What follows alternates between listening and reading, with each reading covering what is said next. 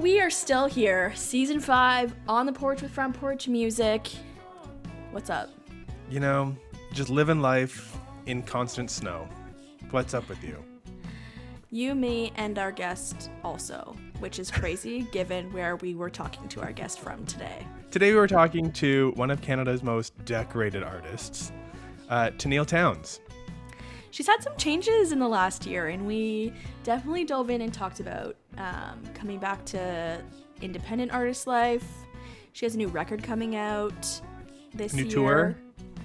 Touring with Muscadine Bloodline, and you know, Canadian fans have been deprived of them for the most part, so if you want to check them out, you got to go down south for sure. But Tenille is also doing the Living Room tour later in this spring, and that sounds like it's going to be exciting. She gave us some of the early details on what that's going to look like. A little sneak peek. Yeah, we'll be there, big signs Saying Logan and Jenna are here. Yep. She told us to do that. Yep. Can't wait. But I think we had a great conversation on, one, all of the learning an artist has over the course of their career from early to late, those things that circle back from the early days, and you realize, wow, that was worth it because now I know exactly what I'm doing, even if you don't. And also how a Tenille Towns show connects with the audience like no other. Truly. Absolutely. Now, Logan did say she's one of the most decorated artists in Canada, and that is... to say the least. To say the least. Truly. She has 2 Academy of Country Music Awards, 2 Juno Awards, and 17 CCMA Awards. Whoa. Literally. Whoa. There's nothing else to say about that. And here's our chat with Tenille Towns. Do do do do do do. On the front porch.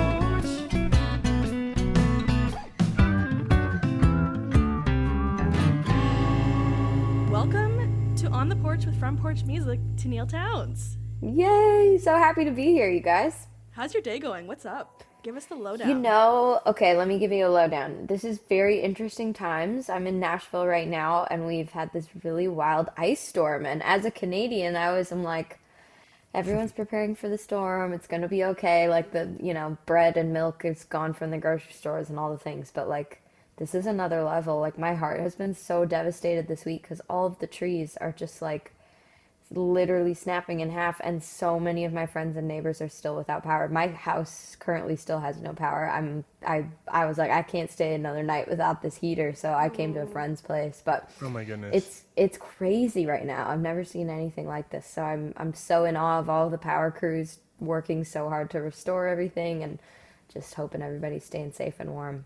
Yeah. I know, seeing it all from up here in Canada, we're always like, whatever. But like, Right. It is like another level, it looks like.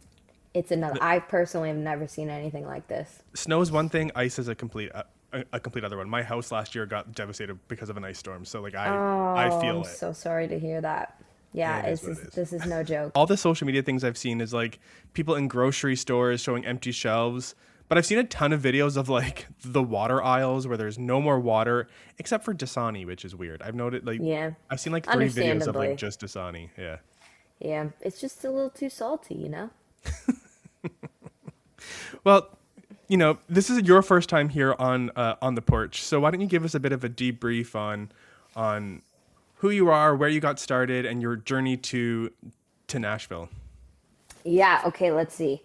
I'm originally from Grand Prairie, Alberta. I moved to Nashville shortly after high school. I was like doing some middle school and high school tours across Canada in a motorhome, trying to get my 10,000 hours in, working away at music, and loved being on the road so much. And when that wrapped up, I was like, I know creatively I want to get to like the writing scene in Nashville and try to make a go at it. So my dad and I loaded up my little Tacoma truck, and we drove 47 hours from Grand Prairie all the way to Tennessee. And I was like, dang, I hope this works out because I don't want to have to drive 47 hours all the way back home. But I'm still here. We're hanging on. And I'm so grateful to get to wake up and do the thing that I love to do, and create music with friends and keep writing, trying to, make sense of all the messy emotions in my life, and be able to have a safe place to put it in the music. So It's been a winding road ever since getting here, and I've put out a few records that I've just loved so much, and my favorite part of this still is being able to tour on the road and come together with people in a place for live music. And I've recently gone back to being an independent artist, and I'm actually just working on finishing a whole new record. So that more news on that very soon. But it's a good time. I'm having fun. How was that transition like for you going back back to independent? Was it kind of like, did it open up certain things and make you like, what was that like for you? Honestly, it was a mess. It was it was like so terrifying, and it's there's like this feeling of failure that kind of comes from like, wait a second, like I kind of had set my dream in my sight to look a certain way, and then it starts to kind of unfold and look a little differently, and you're like, wait a minute, like I felt so disoriented in myself for a while. But on the other side of that is like this empowered, liberating feeling that I'm really starting to step into now. And I'm so grateful for that. It's been like a return to self. So I wouldn't trade any of the torturous heartache that I initially felt for like, I don't know, this sort of peace on the other side of it. That's just like, I get to completely call the shots and I'm just doing my own thing. And the best part about it is just feeling this incredible support of people out there who are like cheering on the process of taking things back in your hands and like making it happen myself. And so feeling like there kind of is no safety net right now, like I'm just jumping out into the wide open unknown, but I really feel this sense of community around it, of people who are believing in it with me, and I feel so far from alone. It's truly amazing, so I'm grateful for that. When you think about yourself, let's say 10 years ago, pre-record deals, she was in that similar position of independent. Yep. How do I do this? Is there anything you wish you could tell that young version of yourself, knowing like you're on the other side of it and like, look at how great this is? Yeah, such a good point. I've honestly been feeling this return. Like everyone a while ago was posting all those 2016 things, and I just was like, I have been having dreams lately of being back in that season of my life of like getting to town and just going like, wait a minute. You kind of have this nothing to lose, everything to prove feeling, and it's like you kind of don't really care about the rules or what anyone thinks. You got this like feisty, almost scrappy vibe of just like, I believe in this and I want people to hear it, and this is just what I'm doing. And I feel this return to that energy, and it's so exciting. It's been feeling really good to me lately. So I don't know what I'd tell her. I think I would just tell her to just hold on and enjoy the ride. I mean, I wouldn't change a second of what I've done. I feel like even the most devastating, hardest ones have like sanded and kind of shaped me and changed me in the ways I needed it the most. So I know it sounds cheesy to be like, no regrets, but I kind of feel that way. I'm just like, I don't think I would evolve as a human if I would really change any part of it. But if I think about like giving advice to anybody who's like new to town or maybe starting kind of at that starting line, it's like just never losing the ability to keep betting on yourself and like feeling anchored in like, no, I believe in this, and it doesn't matter what system supports it or doesn't, or sees the vision or doesn't. It's like that is the magic, is what you create as an artist, and your perspective as a writer is like your fingerprint that no one else on the planet has, and like there's just a lot of value to that. So it's hard for me to picture saying that to myself, but I could say it to someone else, so we'll go with that. Yeah, totally. How is all of this inspiring the music you're writing now? Because there's no way it's not. Yes, it definitely is. There's a lot of this messaging on this next record for sure. But to be honest, I kind of was in that state of feeling a little lost and disoriented, finding my footing again. I was finding myself in the spare room at my house, like going through songs and just recording work tapes of them, guitar vocals, to try to like go, wait a second, what are these songs? A few of them are older, some of them are newer, but just like stripping it back to the way it feels to just hold a guitar in my hands and play it, and kind of going back to the roots of that. And it's been so fun. And so I thought I was just making work tapes to go, okay, now I have this thing I want to take into the studio, but I kind of finished these like 10 work tapes, and I was like, I don't know if I want to do anything different to these. I think I need to just put out this record like this. And so it's been such a surprise to me to be like, okay, here we go. So I've learned how to produce my own record. I've made it on Logic in my laptop sitting next to my dog Sam, just like making this music, getting back to the basics of like my own creative autonomy. And it's like building that intuition and trust back in myself. So I feel like you're going to hear that in the music for sure. Yeah, and your first single, Enabling, is out just recently. So Yes. how does that one kind of act as the catalyst for all of this?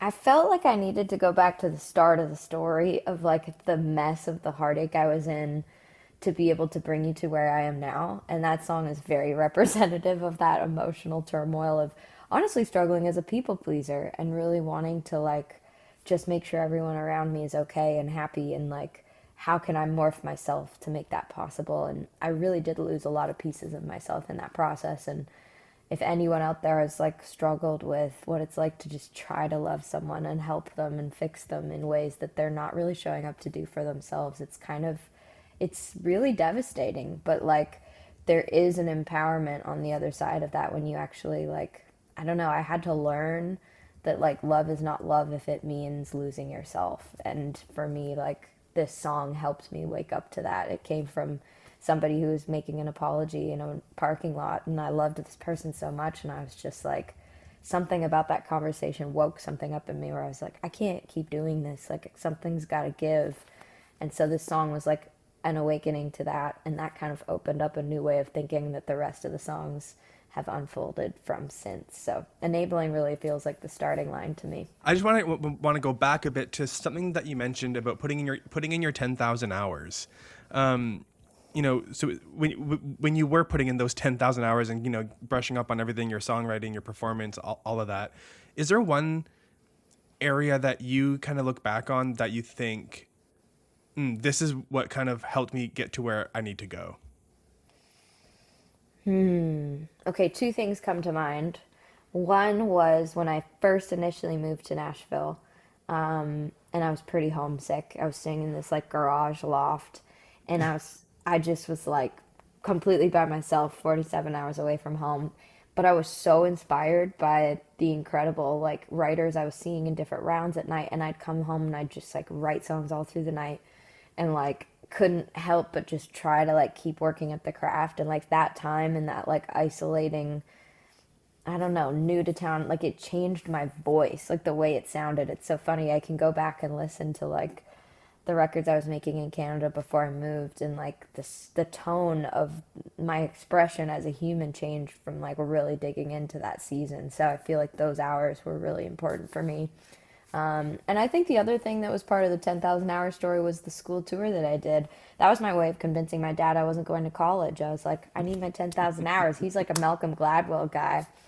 And so that was in my pitch. I was like, Dad, I'm going to build this tour. And it was really this tenacious, I still can't believe like 18-year-old me was like, this is no problem. Like I found sponsors for it. I had this motorhome rented. I had the gear like color coordinated for the bay doors in the motorhome so that fourth graders could help us load in every day. And it's like all of those things just taught me about, I don't know, like you can make anything possible and make it happen. And I think learning that in that tour from just experiencing all different sides of being on the road, like felt like setting up my toolbox for like the survival kit of the music industry. So I don't take back any of those hours at all. They were well spent. You probably put in more than the 10,000. Yeah. Yeah. What a lesson also, if you're listening and you're a young artist, a new artist, not knowing how to do things, go figure it out. Yeah. Just It's go kind figure of it the out. only way to learn. The truth is no one knows what they're doing. Like Not one person. no one has the secrets. Nobody has this manual. I'm telling you, even from experiencing, which I'm so grateful. I had a really amazing run with a major label in Nashville and experienced such an awesome team, and like learning from that was amazing.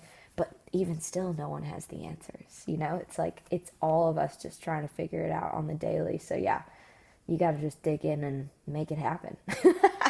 Literally, it changes Well, and here's the thing. If you hadn't done all of those things, I'm sure as much as the changes and becoming an independent artist again, Yeah, obviously it was like, holy shit, what's happening? yeah, And how am I pretty going to figure much. this out? But you also have that knowledge of 18-year-old you knew exactly what to do.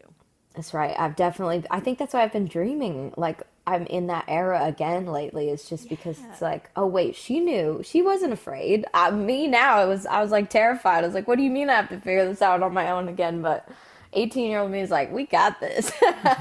Truly. Yeah. Truly. I think we should go through some of these massive highlights. I know one of our industry friends always tells people if your song is not the next somebody's daughter and you haven't taken a song Aw, to radio, you shouldn't. And that's her being that's like so blunt, crazy. right? You get the Yeah. one opportunity, you get your it's that's how you showcase to the industry and listeners and radio people. So obviously it goes without saying that song has done so much for you and so much for fans, but when you think about that period of your career, did you ever think that song was going to do what it did? And like it's relevant today. Like it's Yeah, still one it's of still those one of the greatest songs. mainstays. Like Yeah. You guys are like so that kind. song and Jersey on the Wall, for the record, are two of like my all-time favorites. That just And makes I'm me not want to just saying cry. that to gas you That's up. I can prove it with my Spotify Wrapped. you're Every amazing. year. Oh, come on. That really means like literally more than I can tell you. Thank you for that. That's it is not at all how I would have expected those songs to like have unfolded. I mean, it kind of there's a lot of this in this season that I've been thinking about too, where whatever your belief system is, like just believing in something bigger than yourself, I think is so essential. It has been for me.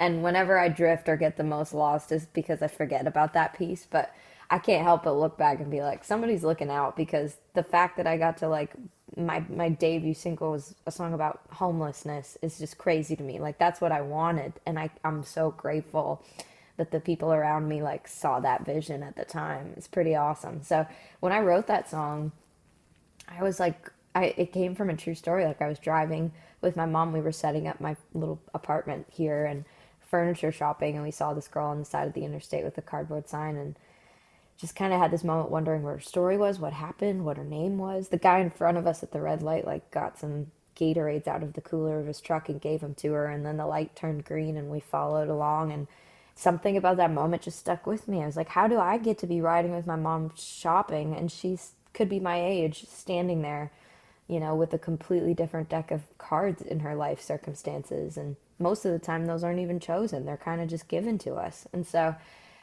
I couldn't help but write about it. Like it was just pulling at me. And so I showed up to the right, which that was an amazing experience with Barry Dean and Luke Laird. And like Luke had a loop started in the same key, same tempo of a couple lines I'd been working at. Barry Dean had a newspaper article about homelessness that referenced 18th Street. Like we just kind of all looked at each other like, oh, I think we're supposed to write this today. And I remember I turned in the record and I talked to the president of Sony Nashville, and he's like, if you had your dream pick of what single to run with first, like I want to know what your belief would be. And I remember being on the phone, we were driving to a show, and I was like, somebody's daughter all the way. I think that's the intro I would like to make. If there's any chance we could run with that, that would be my pick. And he's like, done. I couldn't believe Wow. it. I was like, is that easy? I just picked it and we're just rolling. It was so amazing. So I'm All so debut singles are grateful. that easy.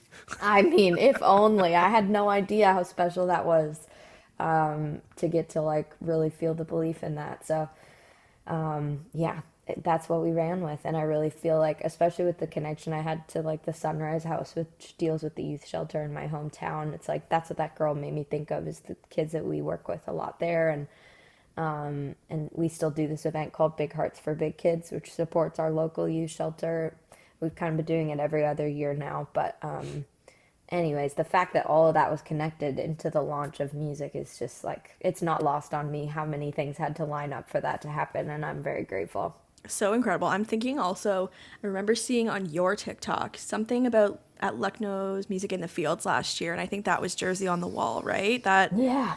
And that's similar thing. It's like these songs that are just such a mainstay, they're timeless. They've connected with people in a way that when they come to see Tenille Towns, it's probably people sitting in the crowd going like, when is she going to play that song? What? It's crazy. What's our set list? When do I get to hear that? How huge of a moment? And if you're, you know what? I'll let you explain. I was gonna say if you're listening and you don't know what we're talking about, but why don't you tell us Oh, about it from like your view and your perspective? thank you for bringing that up. That was one of the most special like live experiences I've ever had in my life. But this song was like it just keeps showing me how much we're not alone, especially in the hardest parts of our grief. Like this was, came from a car wreck in Grandin, New Brunswick, and this jersey that I saw hanging in memory on a school gymnasium wall. And it's been so incredible hearing people share their stories about people that they've loved and lost too soon. And like, it's hard to have a conversation about that, but like somehow music and a song, like, I don't know, it's like it opens up some door inside ourselves that we're Hmm. scared to go into by ourselves. And like, you hear a song and you can have a conversation about it, and it is like my greatest honor to have that conversation with people, like when they'll come up to me in a merch line or something, and you can tell by the way they're like staring at the floor, like I'm about to hear a Jersey story, and like it is my honor to hear that every time. It's crazy. And so we played in Lucknow, and to be honest, that was kind of in the heart of, I was feeling pretty lost in that time, but we were up on stage, and like right before we went on, there was supposed to be this massive storm. And so we were kind of like on radios with standby, checking the weather, making sure it's safe to go. Is there lightning? It was very high stress. And they were like, we're going to send you out, but we're probably going to come and get you after a few songs, because that's about the time that the radar's saying the storm will hit. So just keep your in ears, pay attention. I was like, okay. So What a I go bummer. out. I know. I was just like, this is such a bummer. But all these people are waiting out there, and like, we want to give them the show. So I was like, we're going to give it our all for like 15 minutes or whatever we get. So we start the show. We have a couple songs, and then I don't know, maybe 4 or 5 songs in is Jersey on the Wall. And we start the song. I'll never forget it. But like, the whole winds and like the storm around just stopped. And on the cue for the words, like, what is it? What's the line? I can't even think of the words of my own song. Oh, how does the sky change in a minute? The rain starts opening gently, as though the clouds are like weeping with us.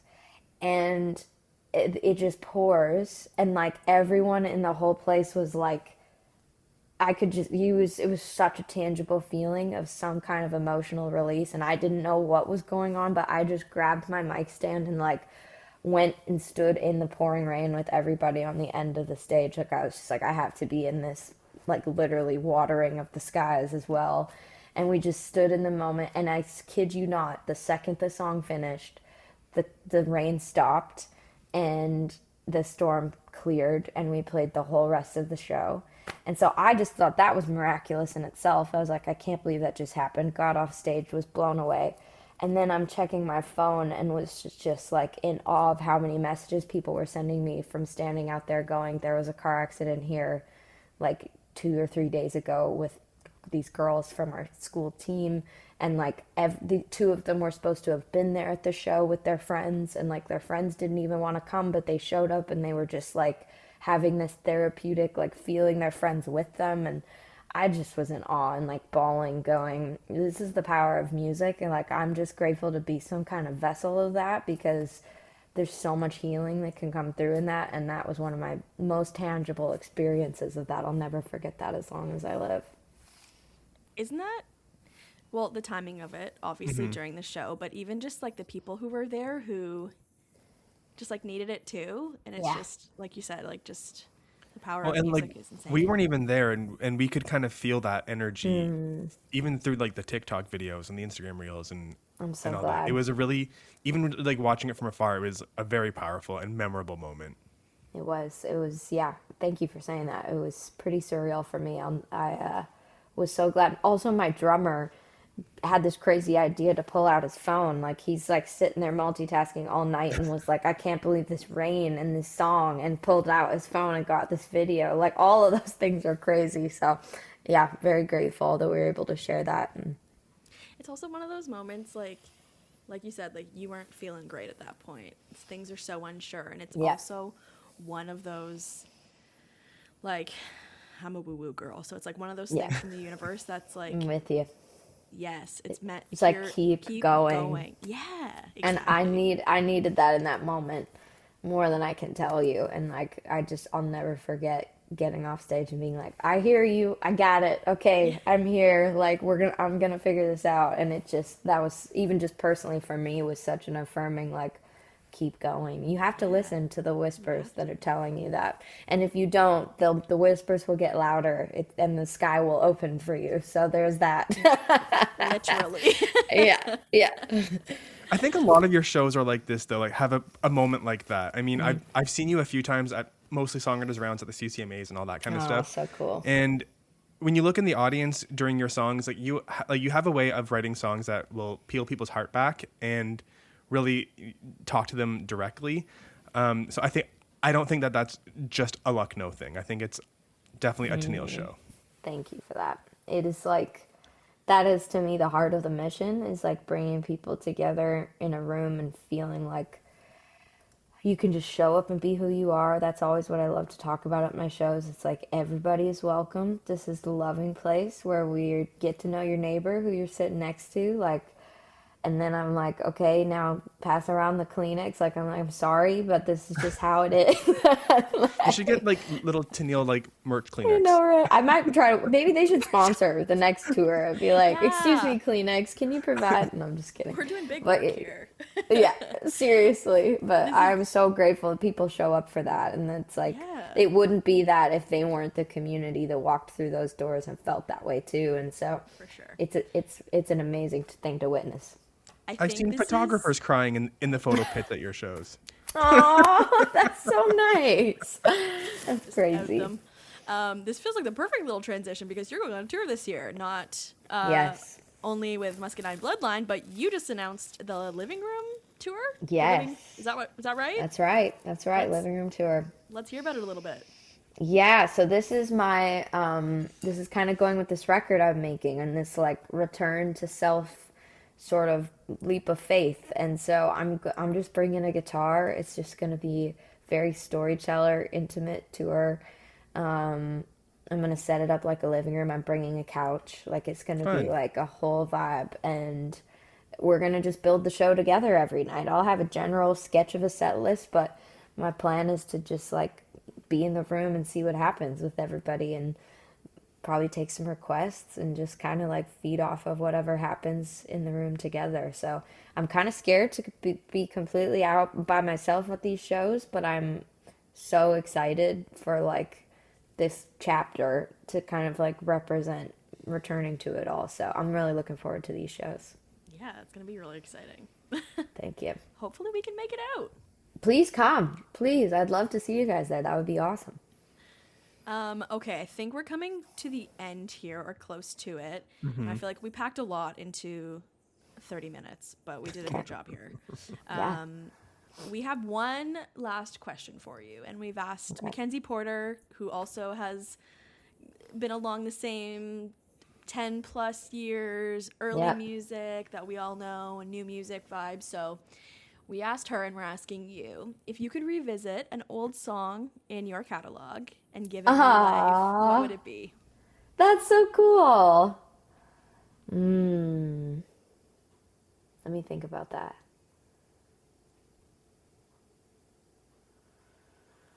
An old song to give it new life. I'd maybe say Where You Are, which was on like the very first Living Room Work Tapes record. And yeah, to me it's like, I don't have a lot of love songs, but it's a love song that's more just like, I wrote it thinking about the community of people standing in ticket lines and like showing up for each other. And so I think that one is coming to mind for some reason. Love it. Maybe you should. I mean, there we go. There, yes. Back to the woo-woo. Back to the woo. I like this. I like this. Maybe the tour will actually tell you a song you need to revisit.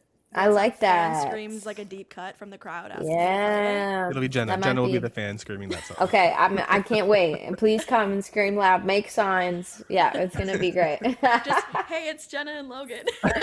Yes, I'm not even joking. I would love that so much. We'll do We it. have to. Yeah, now we have you to. guys are awesome. And then in fine print, she told us to. Yes, exactly. Oh, I love that. Well, Tenille, thank you so much for taking the time to speak to us. We really appreciate it. Of course. Thank you guys. Thanks for the great conversation. And I appreciate you guys knowing the music and always being such champions. It means a lot. And I really do. You're invited always. Come, come. I'd love to see you on the road. So it's great to get to hang with you guys. Thank you guys. Thanks for listening to another episode of On The Porch with Front Porch Music. We're so lucky to be able to chat with artists and make episodes like this one. If you like the podcast, remember to rate and review us, and subscribe so you don't miss an episode. It's the easiest way to support the show. Remember to check out frontporchmusic.ca to keep up with new music releases, exclusive artist interviews, and more. We'll catch you again on the porch in a couple of weeks.